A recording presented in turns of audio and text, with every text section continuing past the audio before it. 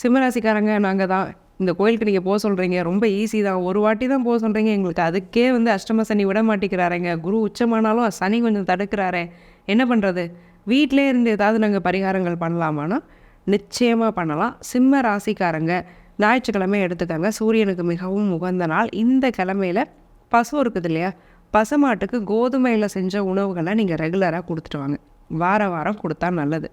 மாதத்துக்கு ஒரு முறையாவது கொடுங்க. அப்படியும் முடியலைன்னா 3 மாதத்துக்கு ஒரு முறையாவது பசுவுக்கு உங்கள் கையினால் கோதுமையினால் ஒரு உணவை கொடுத்துருங்க. இதை கொடுத்துக்கிட்டே வரும்போது நிறைய நல்ல மாற்றங்கள் நடக்கும். ஞாயிற்றுக்கிழமை அசைவம் சாப்பிடாமல் இருக்கணும்.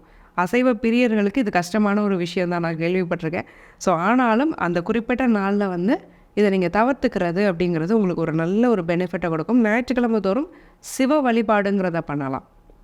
சிவ ஸ்தோத்திரம் ஏதாவது கேட்டாலாம். டெய்லிலாம் எங்களால் கேட்க முடியல, வேலை பார்க்குறோம் அப்படின்னா ஞாயிற்றுக்கிழமையாவது உட்காந்து ஒரு கோளறு பதிகம்லாம் கேட்குறது நல்லது. ஒரு நாள் தானங்க லீவுனா அந்த ஒரு நாள் தான் நீங்கள் கடவுளையும் கும்பிட போகிறீங்க.